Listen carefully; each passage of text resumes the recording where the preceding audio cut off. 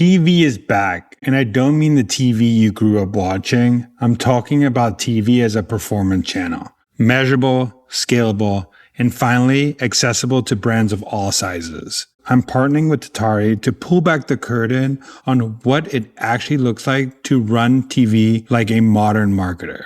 We're talking linear, streaming, CTV, all of it in one place. Here's how we're structuring this. We're going from zero to hero. Growth brands testing TV for the first time, mid-market brands scaling what's working, enterprise brands building full brand strategies, and yes, Super Bowl campaigns. And then we're getting tactical on how you can plan and budget for TV in 2026. TV has always been a performance channel. Marketers are just catching up to what's possible, and Tatari is the platform making it happen. They give growth teams access to all of TV and let them evaluate it the same way they evaluate paid search or paid social. No black boxes, no guessing, just results you can tie back to your business. This is the TV series for marketers who are done leaving this channel on the table. Excited to dive in. Welcome to the Marketing Millennials, the No BS Marketing Podcast. I'm Daniel Murray, and join me for unfiltered conversations with the brains behind marketing's coolest companies. The one request I tell our guests, stories or it didn't happen. Get ready to turn the up. We are back with another episode of the Marketing Millennials, and this is the third episode in our series. This one is focused on enterprise TV advertiser with a strong history of running across TV and streaming, and we're going to get into this episode. We have Lucas from MANSCAPED and Mauricio from Tatari. Excited to chat. But Lucas, do you want to go first and introduce yourself? Yeah, my name's Lucas. Thanks so much for having me and having MANSCAPED as a part of this. I am the director of brand marketing and awareness here. I've been with MANSCAPED about 5 years. Live in a small town in Central Oregon in Bend. But yeah, I started on like the sports marketing side with MANSCAPED. Came from the team side, had worked in sports for a number of years. And then, I've grown to take over our full suite of brand marketing. So it's been a really exciting journey, and I'm fortunate to work with the fine folks over at Tatari for part of it. And Mauricio, I mean, they're fortunate to work with you. So you're going to hype yourself up now. Thanks, man. Yeah, appreciate it. Really happy to be here with both Lucas and you, Daniel. My name is Mauricio Lizarazu. I run the client development team here at Tatari, based on the West Coast. Got started in performance advertising 15 years, pretty much had CPA carved across my forehead my entire career. And I'm really just here today to kind of talk more about MANSCAPED Enterprise TV. Excited to chat and go from there. Okay, we're going to get into this. But before we get into the strategy, for anybody who hasn't heard of MANSCAPED, could you give us the quick pitch? Who are you building for and what makes the brand different? Yeah, we started as like a below the waist grooming brand. We were the first to tackle that like traditionally taboo category, led with humor and a high quality product. And that's really like how most people know about us. And probably the first thing that comes to mind when people hear MANSCAPED or manscaping, they just immediately jump to groin grooming. But over time, we've really grown into a full men's grooming brand. We offer a full suite of trimmers that are tailored specifically for various parts of the body and grooming needs. We've got a full line of wet goods, skincare, hygiene kits. So really needing to tell that story of where we are today versus what people knew us in that initial push. The bigger mission's always been to normalize male grooming and self-care, but doing it in a way that feels approachable, maybe a little irreverent, while all still being a premium product. And I think a lot of people who watch the Super Bowl might have seen MANSCAPED's ad, and you were trying to push away from the so-called manscaping, what it was known for when you first pushed out. You're trying to like go for all hair, all like face, body, and all that stuff. Now. Yeah, exactly. Like we've called it going from ball to all. Like the easiest way to pitch it, you just cut out the first letter, and I think that's really the mission that we've been on and where we've gotten to. I want to get into a little bit of the strategy, and you've built a really recognizable brand by doing TV. So what makes sense that TV became part of the equation. You're not new to the channel though. So what's your relationship with TV and how has it evolved? Yeah, when we started, I mean, Manscaped in general was so digital first, short form, very performance driven.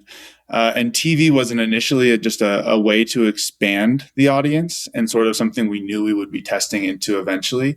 Really trying to tell more complete stories, be a bit more longer form, showcase our product quality. But what's changed is we don't really treat TV like a branding experiment anymore. It's really become more of a growth channel for us. It has to drive both brand and performance, and we measure it that way. I think, coming into it, we needed to measure it in a way that was native to what we've been seeing for paid media, paid social. So to Mauricio's point about CPA, like we needed to be able to have an answer for that. And look at that with a really performance driven lens. So that's where we started and where we continue to today to add more to it. So it's telling a more holistic story for like how it impacts our broader business and what does that TV halo look like. And Mauricio, I want to go into what are you seeing with the mature advertisers in the space when it comes to TV? Yeah, I mean, most advertisers, to Lucas's point, first have to establish that TV performs. Is it driving response? Is it driving CPA, CAC, incrementality? Once advertisers have done that, that's where TV gets really exciting. That's when you can start exploring live events, sports, things like the Grammys, the Super Bowl, right? That's kind of the golden goose for most brands. So once brands have really established that foundation of performance, that's when they can start picking out, okay, well, where are we going to get more of that? Where are we going to find better audiences and more incremental audiences? So a lot of mature advertisers, they'll test and do, let's say, like a NBA game, they'll do like Lakers Warriors and see a huge response. They'll go, okay, well, maybe we should now do an NBA playoff game or a more marquee matchup. So it's really just leading with data and letting the data kind of guide where optimizations go. But you first have to figure out what performance is before you make that massive heavy up investment in a larger tentpole event or a premium opportunity. Yeah, that's a super smart way. Go at the lower, maybe fire sale type buys and then work your way up to, okay, I need to go from a smaller basketball game to a key matchup to playoffs to maybe finals if we're seeing sell through and CAC and all that good stuff working. So that's super smart strategy. I want to go to you, Lucas. Basically, that shift from always on requires the right infrastructure behind it, which is where platform side of things come in. What attracted Manscaped to working with Tatari versus going more traditional or purely programmatic CTV? Yeah, and I really think it goes into three buckets for us. I'd say the first we would call a need for convergent TV. The ability to bring linear and streaming together into the same measurement strategy. I think I would assume a lot of brands go into it just buying like programmatically, and we wanted to have the option to go linear and streaming, and yeah, like I said, just keep it all into the same measurement platform. And measurement framework. And then the second is transparency. We wanted that visibility into like a dashboard that was able to track our KPIs really clearly. And as I said earlier, really kind of stay consistent with the way we were measuring media in other channels. So we had sort of like a North Star to be comparing back to. That like new customer, site traffic, search lift, et cetera. And then the third bucket is honestly the buying power that working with a partner like Tatari offers. Allows us to test into some of those bigger moments. Like I'm not sure we would be aware of some of those fire sales you were talking about of, getting into the NBA finals or the World Series or something like that. And certainly not at the same price tag. Allowed us to, not be as locked into those big upfront costs and upfront budget commitments, and really have that flexible budget so that we could sort of toggle on and off as needed early on. Is like, hey, this is really working. Let's lean in a bit more. Or hey, we're seeing a little bit of a down cycle. Let's pause or let's pivot our creative accordingly. And then so really it's just Tatari was able to give us the that converged view, real-time reporting, and make us more confident in how we were approaching TV. Mauricio, how does that look like from your side of things? Like you're seeing, let's say, the bear or like these, like all these different types of buys, and you're going to Manscaped or your other clients and telling them, hey, this will work well for your audience. How does it look like in the back end when working with Manscaped? Yeah, I mean, convergent TV is really important, I would say, for three main things. One is scale, then measurement, then incrementality. Scale is really quite simple if you really think about it holistically. Let's say that Manscaped only did programmatic and that's all they focus in on. That still permits a tiny sliver of all TV. Something like 7% of all total ad-supported TV is even available programmatically. So you're missing out on 93% if you do not go beyond that. So the very first thing is scale, right? It gives Manscaped the ability to be in live sports, to be on The Bear on Hulu, to be on the Roku channel, or to be on Tubi, wherever it is. So it gives them a ton of scale.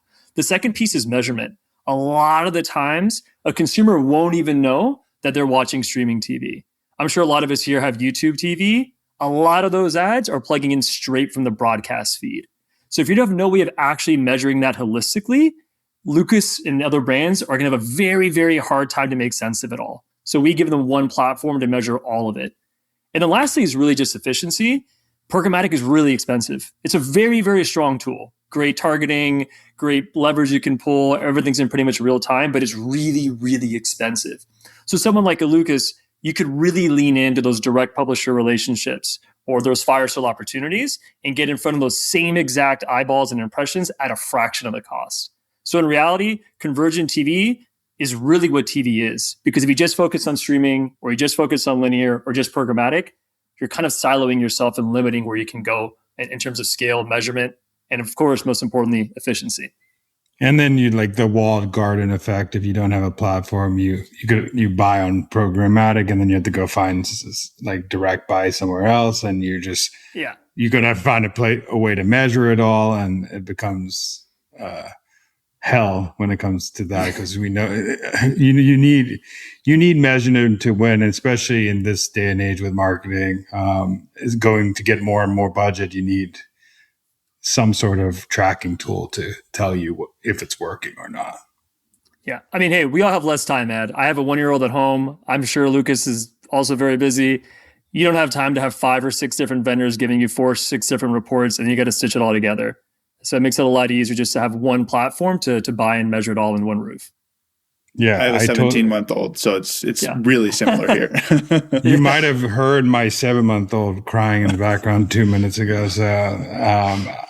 So we all have kids, so that's together. Good. We're all all parents trying to fight for their life and do marketing at the same time. So I love it. But I want to go. I know so once you've like sorted out this infrastructure problem, I know that like D2C and CPG is such a crowded space, and you're all chasing the same eyeballs and audiences. So what specific challenges do you see in the TV marketplace for a brand like Manscaped? Yeah, you nailed it. I mean, it may come as a surprise. We're not the only brand that wants to be with live sport and the male skewing sort of cable providers. And that's, an objective I think a lot of folks take. It's where you see a lot of the most traction and engagement, especially on linear. And the prices, reflect that, right? Prices continue to rise on those obvious linear spots and on some of the CTV platforms as well. So clutter is like a really big hurdle for us, and how we navigate that. How do we show up a little bit differently?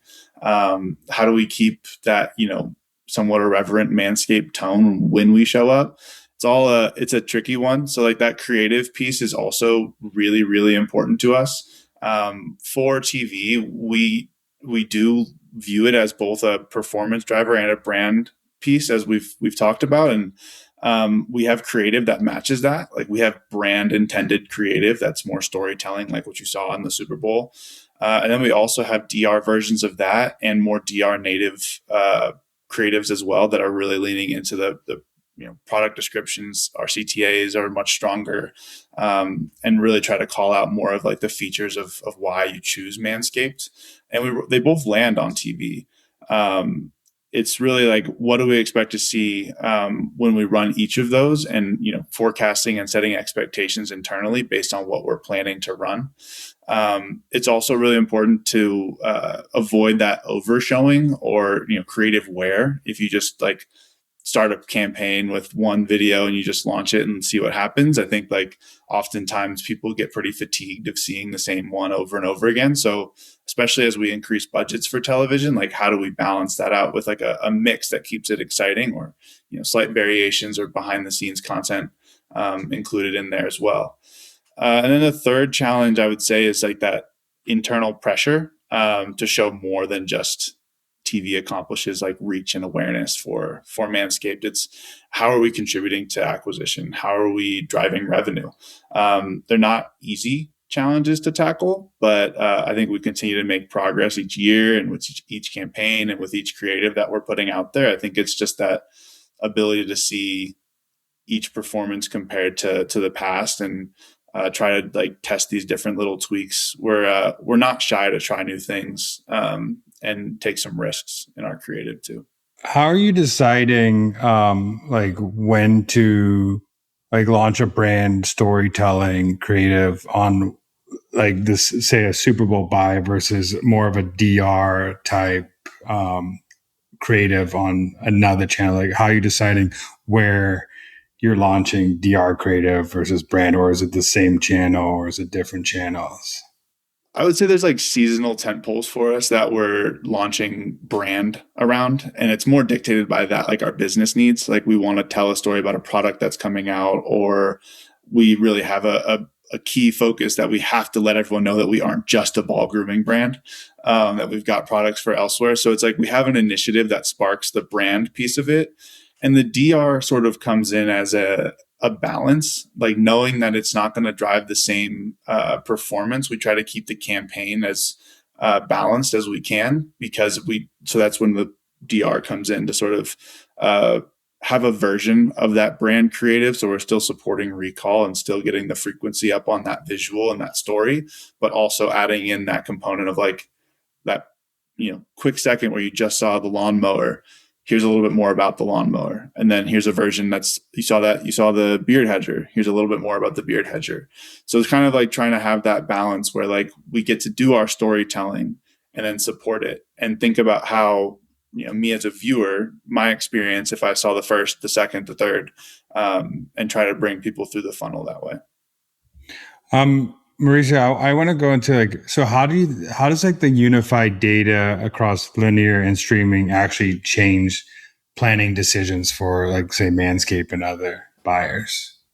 Yeah, it completely changes the view and perspective for someone like a Manscaped, especially on Lucas's team, because now he can log into the platform and see exactly how his creative performs, not just across certain publishers, but also across both linear and streaming.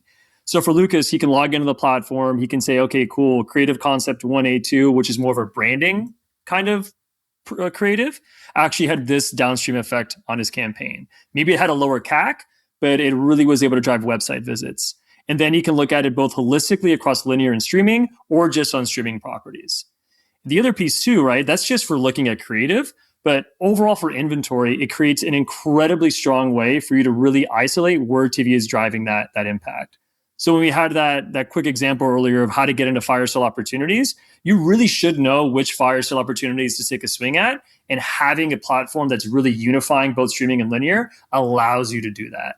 The other piece too that a lot of, I would say, marketers overlook is that they really get kind of addicted to like that really niche kind of targeting. We all have cell phones, right? We all get really good IG targeted ads. A lot of people kind of note this as a downside of TV, but could actually be a positive. When you're watching TV, you're not watching it alone. You're usually watching it with your wife, your partner, your friends, or whatever it may be. So a brand like Manscaped could actually start uncovering, hey, you know what? Even though this was a male-focused campaign, we saw a really strong response from females. And that's what a lot of brands have noticed, is that because TV isn't so addicted to that very niche one-to-one targeting, and it opens it up a bit more, it gives brands a really strong way to kind of learn more about who their audience is. So someone like a Lucas could now say, okay, wait a minute, actually females are really buying our products. That wasn't the intention of the campaign, but the data that we're able to get from that broader targeting, especially on linear TV that you're able to do, really helps uncover new revenue channels for tons of brands out there.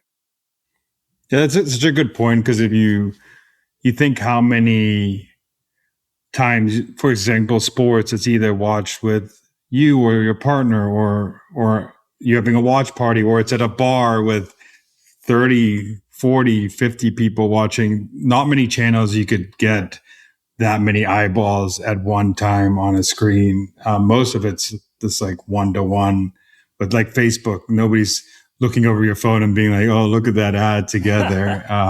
Where TV, you can get 50, 60 eyeballs if you're at a bar watching the same exact ad as everybody else, which is pretty cool on one screen. So, I mean, I've never wanted to watch Love Island, but I've definitely been there right next to my wife when she does. So maybe, hey, it's female targeted, but you're also getting me on those eyeballs too.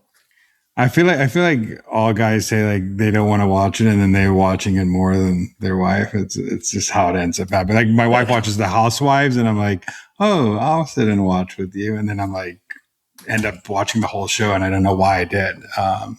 Yeah, I've been the one putting on Love Island All Stars. My wife's like, I think we're over this. I'm like, we're not over this. We got more.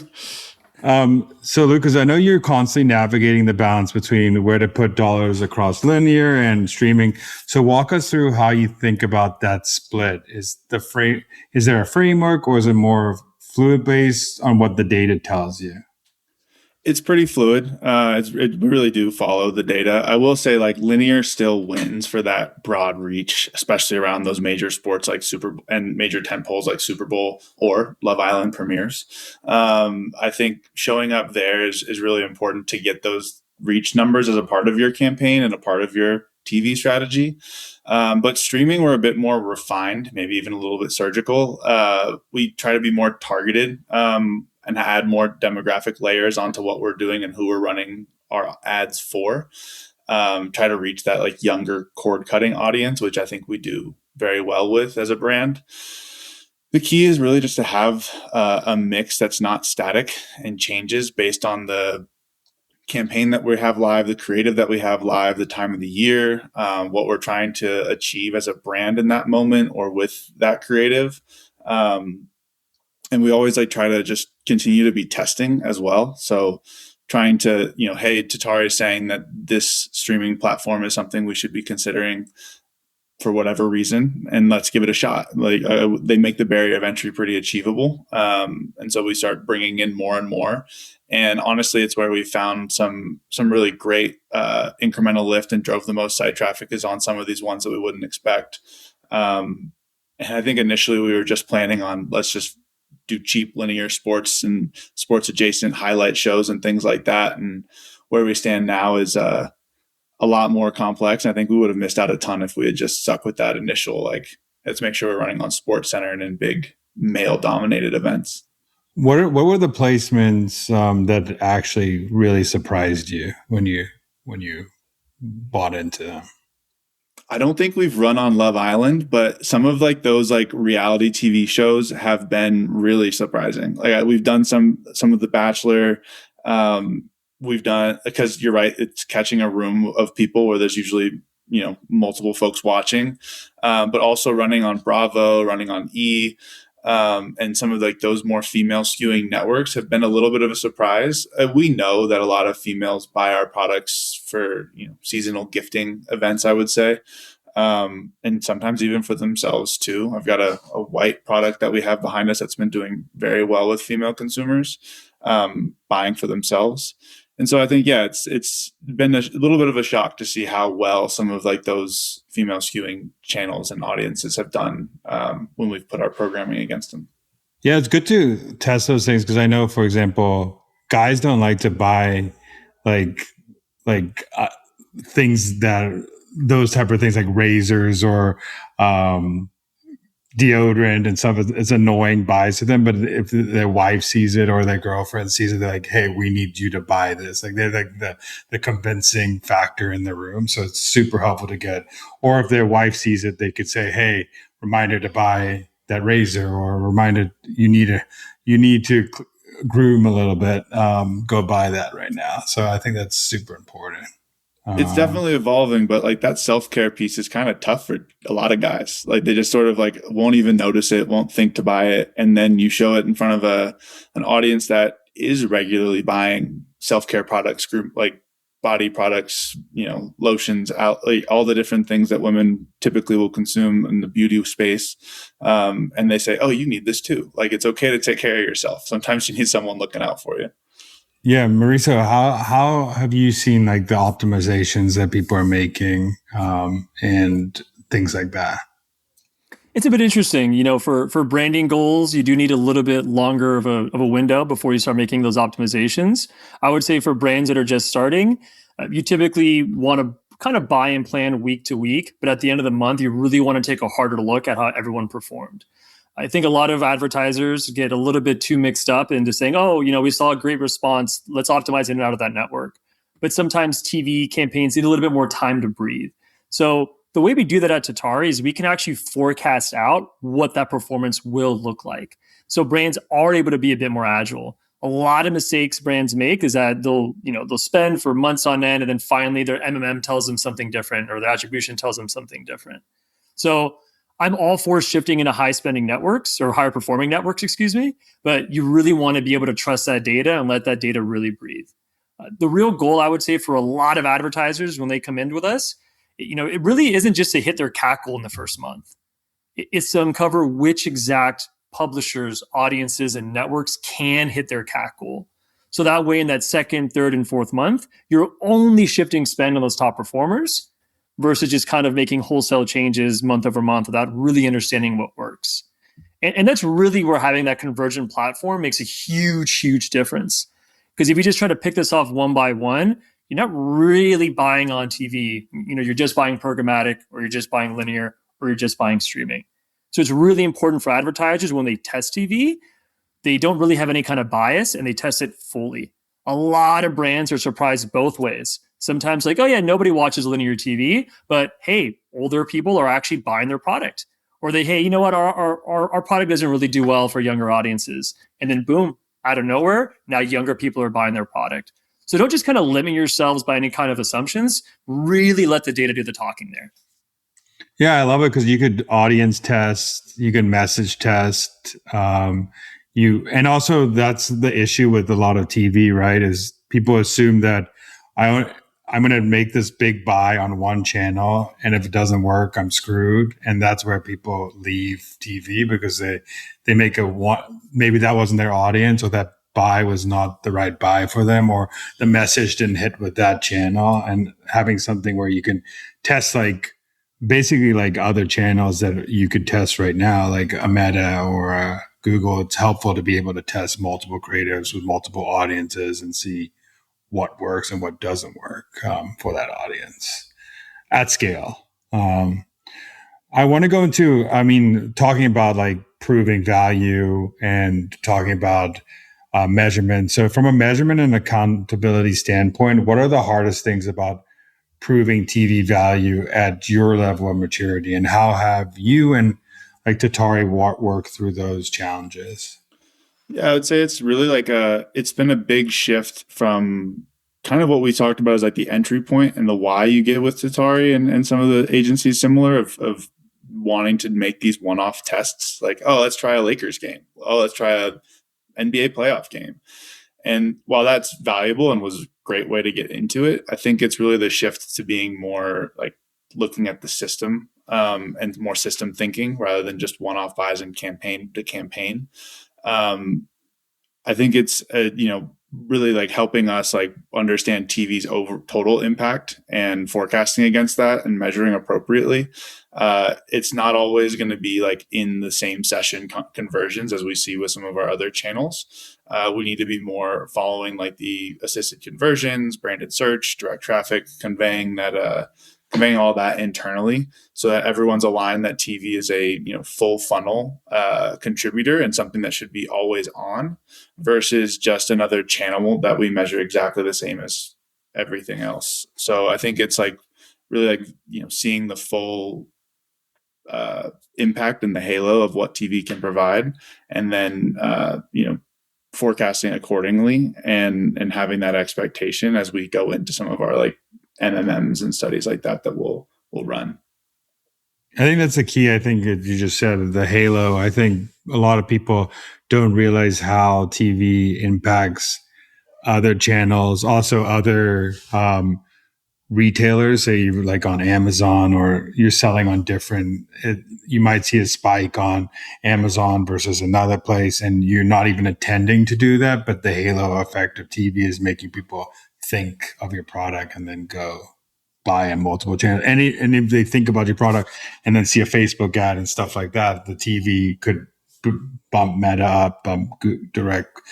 I mean, everybody knows that it will bump Google branded search up, but people still will buy on Google more, which is funny. But I want you to go into, Mauricio, a little bit more on like the reporting and how Tatari could help with that. Yeah, I mean, let's definitely start there with the halo reporting. It's been kind of like this kind of lost crusade for a long time for marketers. We're like, hey, I know that TV is making this outsized impact on other channels, but I really can't prove it. And that's something that we actually now can back with data science and attribution at Tatari. So we actually do provide a halo impact analysis for a number of brands. And what we pretty much do is we just look at all your channels, your paid search, your paid social, Meta, Google, whatever it is you're running. We'll actually look at the difference if somebody saw that ad and a TV ad and see if there's actually a lift or not. So now not only do you know, hey, it's making an overall lift to all of my campaigns, but where is it making an outsized difference? And some brands will actually find that, hey, I didn't know that my competitors were bidding on my keywords. Maybe I need to kind of change something there. Or maybe I need to increase my Meta retargeting budget. Or perhaps maybe I should kind of pull back on another channel because it's a bit redundant. So the halo impact analysis is massive for brands, especially that are kind of a bit more developed or mature, because it really helps you uncover where that's happening. The other way that we help with reporting, especially for brands that are starting out, it's really about incrementality. A lot of brands will start on TV and they'll see a great platform ROAS in whoever they're running with. But many of those conversions were going to happen anyway. They would have happened perhaps already from Meta or Google. So you really need to isolate where that impact is coming from. And then much larger brands, right? Think of like brands that are selling across a Walmart and Amazon, D2C and things like that. That's where MMMs can be quite useful because that kind of gives you that whole picture. The challenge with an MMM is that you've already spent 3 months and you've wasted that budget until you really, really understand what works. So I don't really think there's a one size fits all for brands. You really have to look at all three of those in conjunction. What's incremental? What's actually affecting other channels? And then effectively, when you have an MMM, where is that all kind of fitting in together overall? So that's how we look at measurement at Tatari. It's really kind of meeting the brand on where they are on that growth journey and figuring out what makes the biggest impact to their business today. I also want to go into, because I think all about proving value. And Lucas, I talked to like Jory Evans about the social side of this, which is cool because you seem to work together about the placement for Super Bowl and stuff like that and testing everything out, which is super cool. And I'm excited to hear like the TV side of this, but like nothing is bigger than the Super Bowl when it comes to buying. And that's not a decision you really just say, hey, I'm just going to go buy a Super Bowl ad, because you're not like a Pepsi level brand that just could waste budget like that. So what did that path actually look like, and what made it feel digestible? Yeah. It's not like we woke up one morning and decided we were buying a Super Bowl spot. It was more like we talked one afternoon and decided we were buying a Super Bowl spot. We've been looking at Super Bowl every year that we've been with Tatari. We've been breaking down all of our options on how we could get in, and it continues to change year over year on like not just the price tag, but the opportunities in. So we've been chatting about it a lot. And I think this year it was really a great time for our business. And that was what really, drove the excitement to look a little bit closer at it.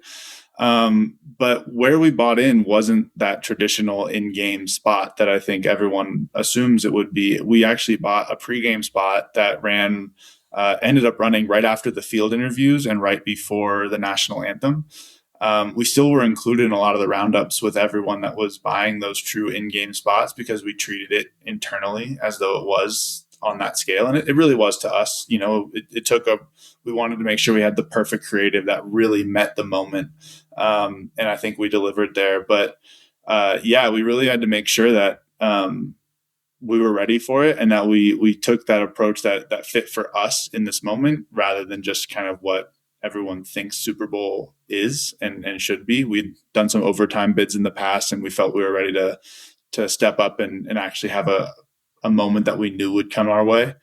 Tatari really helped educate us on those options. And it really couldn't have been a better fit for us. And I think it would have been difficult to access our placement without their support. Yeah, Mauricio, how does having direct publisher relationship like Tatari has affect a brand's access to a Super Bowl opportunity versus what they could have gotten through a DSP or a traditional agency? Well, it completely changes the entire picture. I mean, for brands, especially looking to get, the best deal, the best efficiency, it's almost always going to be direct. I kind of always kid, right? You can't buy the Super Bowl programmatically, at least in the way you think you can just yet, or I'm not sure if it ever will be. So having those direct publisher relationships really helps alter that conversation. Also, not just for big tentpoles, but just kind of basic, if you want to buy Hulu or Tubi or whatever it is. A lot of brands say, I tested TV programmatically or through a DSP and it didn't work. And it didn't work mainly, well, they were paying a $30 CPM for something you can get on Tatari for a $10 CPM. Completely radically changes that CAC formula if you just cut the media costs by nearly 2/3. So having those direct publisher relationships drives way more efficiency for all those involved. Publishers love it because they get way more margin. They don't got to pay SSP fees, DSP fees, and all those other things. Brands love it because they don't have to pay all those middleman fees as well. So all that to say, right, those direct relationships really, really change the game for performance marketers by lowering costs, giving you more efficiency. And another thing that shouldn't be overlooked, there's zero chance of fraud when you go direct. You're not buying in open exchanges or things like that. Yeah, that would be so shitty if you're going to go buy a Super Bowl ad and it's a fraudulent ad. I would freak out as a marketer, and you would probably get fired as a marketer if that happens. So that's good. Last question. For brands that are on TV and not operating at MANSCAPED's level, what's the actual next step to get to where you are? The key step for us was changing the way we looked at it. And it's still evolving for us. So it's not like we've cracked the code and we do it perfectly now. But I think that it's one of those few channels, as I've said a few times now, that can really drive both brand perception and business outcomes at scale. And I think that that's really what you need to digest and own as a marketer to take TV to the next level.